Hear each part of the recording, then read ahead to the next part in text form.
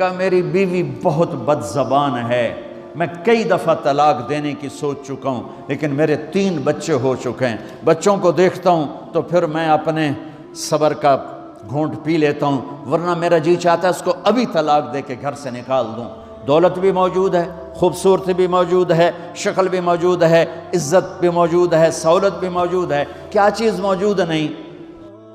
ایک خاتون مجھے ملنے آئی، ملانے والے نے مجھ سے کہا کہ اس کا خاوند کھربوں پتی، ارب پتی نہیں، کھرب پتی آدمی ہے، کھرب پتی۔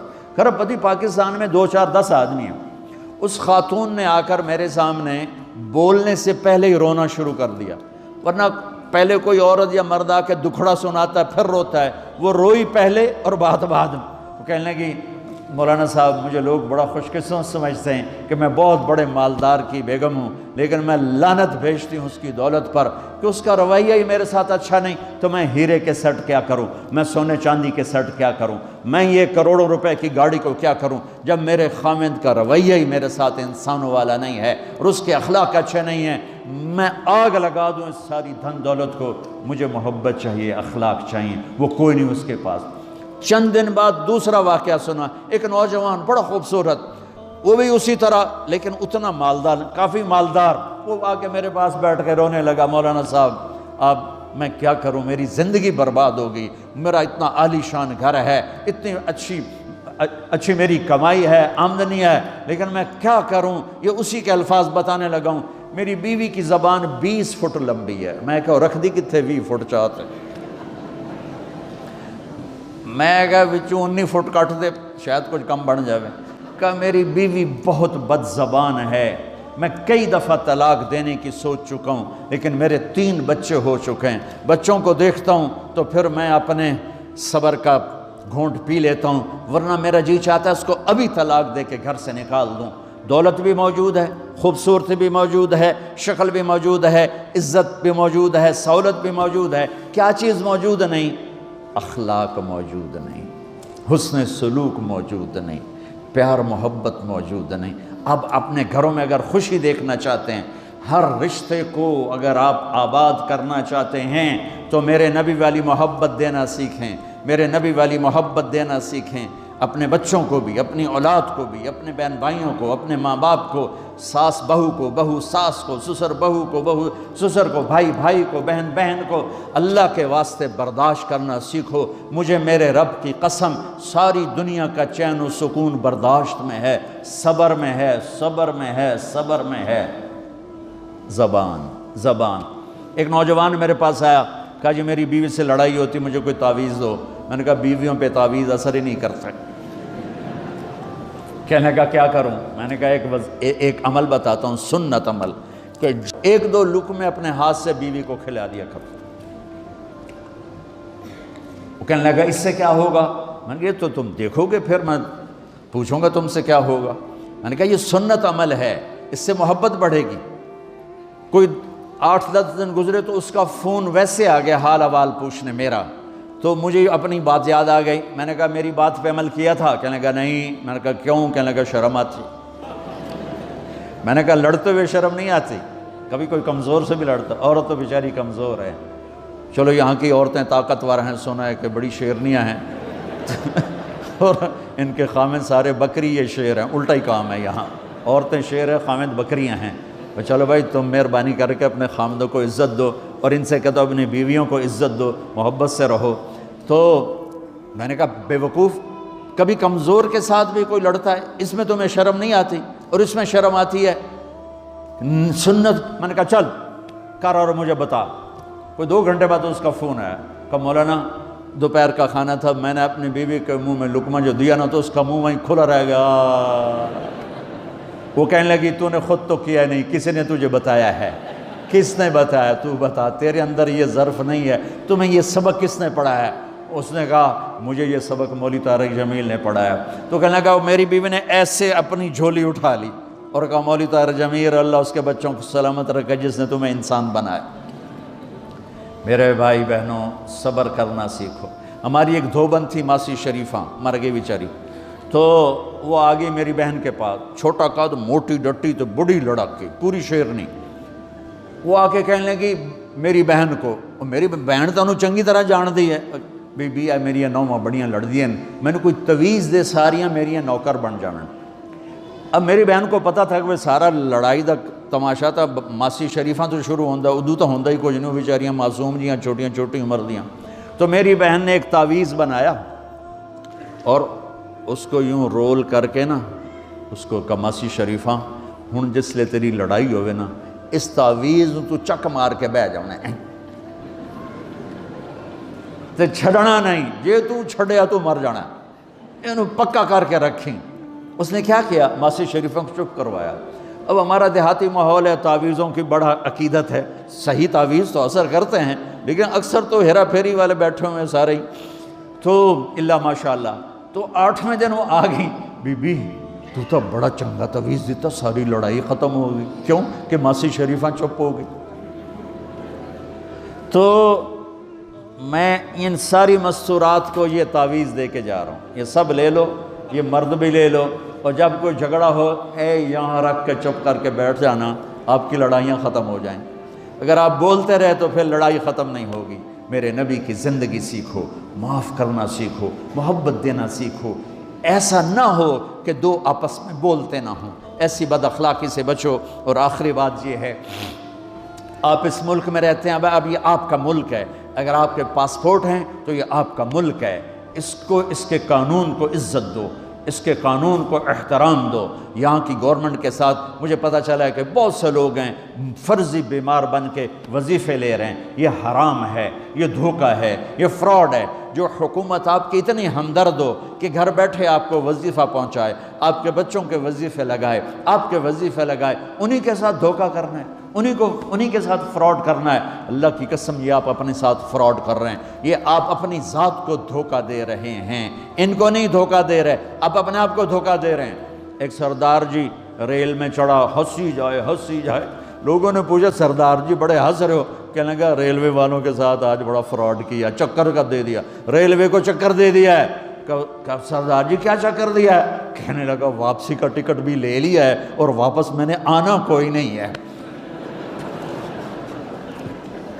نہ کہ سردار جی اپنے آپ نے چکر دیتا ہے تسی تو جتنی 2 نمبری کرنے والے ہیں یہ اپنے آپ کو چکر دینے والے ہیں۔ اللہ کے واسطے اس حکومت کا نہ ٹیکس چراؤ، نہ ایسی 2 نمبری کرو، نہ یہاں کی بچیوں کو دھوکہ دے کر کاغذ بنانے کے لیے شادیاں کرو۔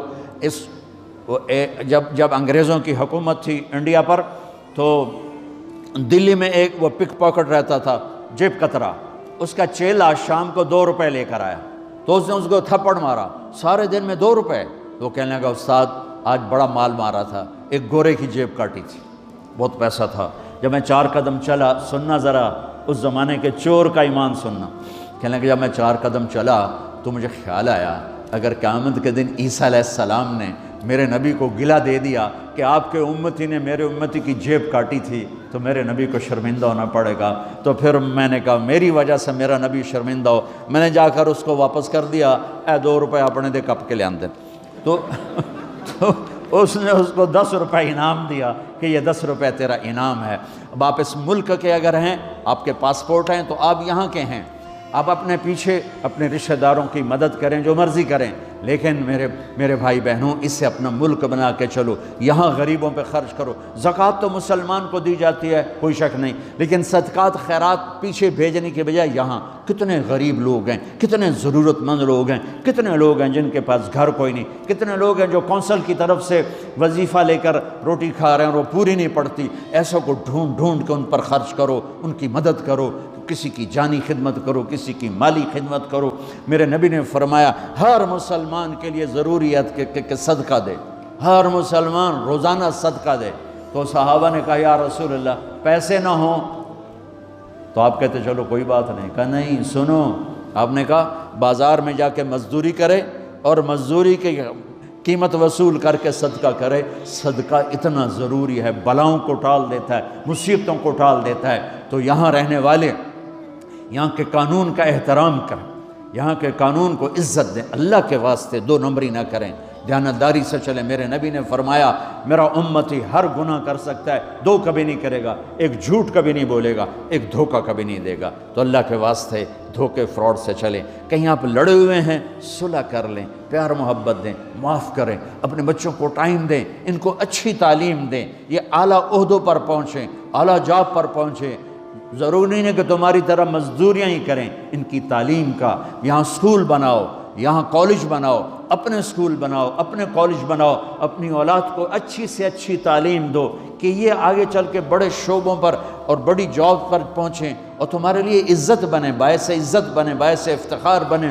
آپس کی پیچھے لڑائی چل رہی، اس نے 1 کنال کا گھر بنایا، میں نے 2 کنال کا بنایا، اور میں ایک جگہ گیا پہاڑ میرپور گیا، میرپور بڑے بڑے گھر شہر میں انٹر ہونے سے پہلے بڑے بڑے گھر، میں نے کہا یہ اور لگیں جیسے خالی، میں نے کہا یہ کیا ہے؟ میں پہلی دفعہ میرپور کہا یہ انگلینڈیوں کے گھر ہیں، ان کے مقابلے لگے رہتے ہیں، اس نے کنال کا بنا، میں 2 کنال کا بناؤں گا، اس نے 2 کنال کا بنا، میں 4 کنال کا بناؤں گا۔ بناؤ گھر اپنی ضرورت کے بنا لو، جب جانا ہو وہاں نہ تم جانے والے ہو پیچھے، نہ تمہاری اولادیں، ان کو یہاں کی نسوار لگی واپس جائیں گے لوڈ شیڈنگ میں۔ ایک پٹھان بھائی ناراض نہ ہونا، ادھر بہت ہیں پٹھان، تو ایک پٹھان کا خرگوش گم ہو گیا، خرگوش، تو لوگوں نے افسوس کیا خان جی آپ کا خرگوش گم ہو گیا، کہنے لگا خوچا کوئی بات نہیں ہے، ہم نے اس کو نسوار کا عادی بنایا ہوا ہے، جب نشہ ٹوٹے گا ہمارے پاس آئے گا۔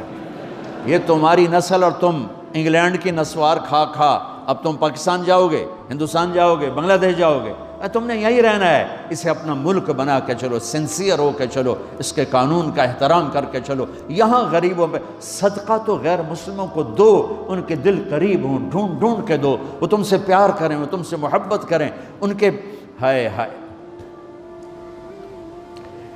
او میرے نبی تشریف فرما تھے، ایک طوائف گزری، طوائف پروسٹیٹیوٹ، وہ آپ کو دیکھ کے نا آپ کا مذاق اڑانے کے لیے، کیسا نبی ہے، اکیلے بیٹھ کے کھاتا ہے، کسی کو پوچھتا ہی نہیں۔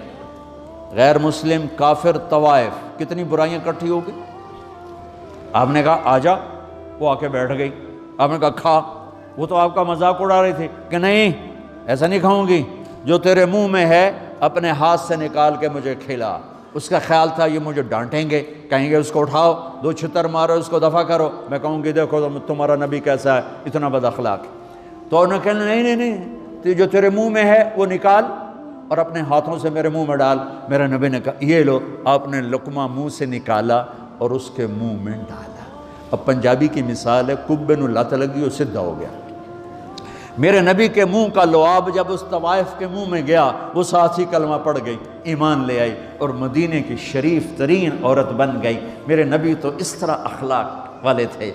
یہاں تو نوکر سسٹم نہیں، میں پاکستان میں بھی روتا رہتا ہوں کہ نوکروں کے برتن الگ ہیں اور مالکوں کے برتن الگ ہیں، عورتوں کی نوکروں کی پلیٹ الگ ہے اور مالکوں کی پلیٹ الگ ہے۔ میرے نبی نے طائف کے کافر آئے، روزانہ ان کے ساتھ بیٹھ کے رات کو کھانا کھاتے تھے، ان کا جھوٹا کھاتے تھے۔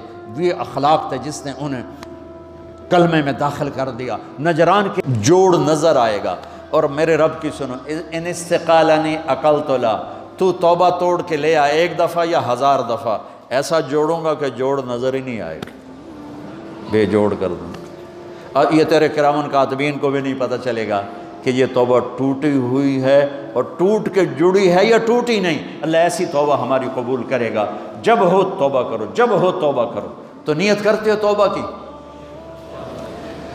اگر ہم نے سچے دل سے کر لی تو اللہ کی قسم یہیں بیٹھے بیٹھے ہم سب ایسے ہو جائیں گے جیسے ماں کے پیٹ سے نکلے ہوں۔ اور پھر اگر ٹوٹ جاتی ہے، وہاں جا کے ٹوٹ جاتی، پھر کہنا یا اللہ میری توبہ۔ ماں تنگ آ کے شاید بچے کو مارنے لگ جائے، لیکن میرا رب کبھی تنگ نہیں پڑتا، جب بھی جھکو گے معاف کرے گا، جب بھی جھکو گے معاف کرے گا۔ اللہ تعالی ہمیں توفیق دے۔ تو میرے ساتھ کہو یا اللہ میری توبہ، پھر کہو یا اللہ میری توبہ، پھر کہو یا اللہ میری توبہ۔ اب اگر دل سے ہے تو سب معاف ہو گیا۔ آپ سب کو مبارک ہو۔